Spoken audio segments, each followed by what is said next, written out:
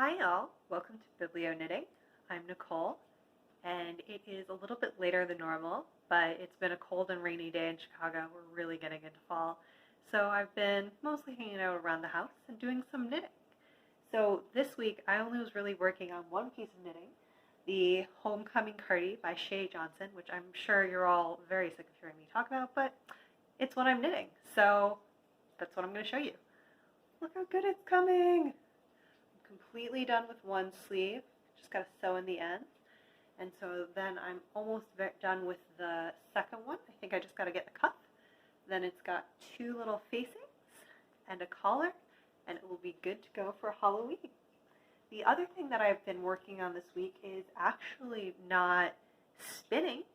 It's actually something that I've not done a huge amount before. Are you gonna join me up here?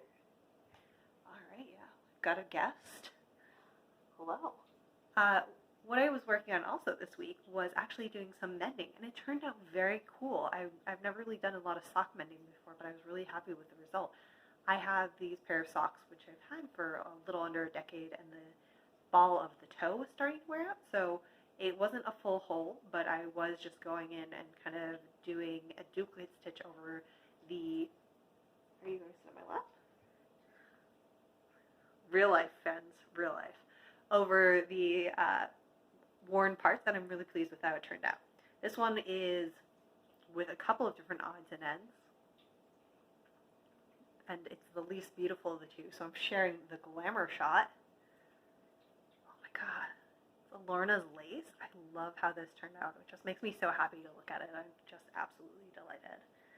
So, pretty pleased with those. And for the week coming, I'm going to try and finally finish off that Homecoming Cardi by Shay Johnson, and then I think I'm going to go back to my brioche scarf and start trying to make a little bit more progress there. I like to keep about 2 projects in the works, one of which is easier knitting that I don't have to think very much about, and I can do it while I'm listening to something or while I'm watching TV, and one which might be a little bit more complex, but I'm trying to work on long term and get that out the door. So the brioche knitting, since it's got a bunch of new to me techniques, is going to be my more complicated one, and the cardi, especially, and the stockinette sleeves is my simpler one, and we'll have to see what is the next simpler one. Oh gosh, I'm so sorry, I wasn't touching you exactly the way you like to be touched, Her Highness. Very picky. But speaking of royalty, I've decided to keep doing the Shakespeare for the week, the weekly Shakespeare, but rather than do the flipping ahead on screen because it was just very awkward and discombobulated, I did it beforehand, and I'm going to read you what came up from the second part of King Henry VI.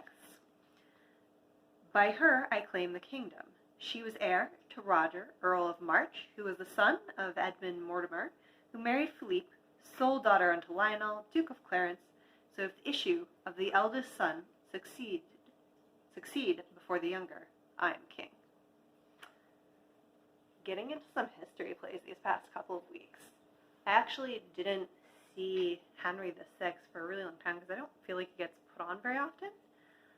But I had seen Richard III a couple times, and what happened when I actually saw Henry VI in Chicago at the Chicago Shakespeare Theater was that Richard III started making a lot more sense because it's actually the end of a series. It is the continuation of all the events that happened during the 3 parts of Henry VI, and without that you're like, who are these people? Why do I care about them? They seem to have all this entangled history, and Henry VI I think really lays that out for you. So it's a surprising disservice to see Richard III without having that background, but it, I think, still gets performed and mostly gets carried through because the monologues are so compelling, but I think it works a lot better as the end of a sequence of plays. So that's what's going on with me this week. I hope that you have a lovely week and that the weather is better where you are. I'll see you next week. Bye.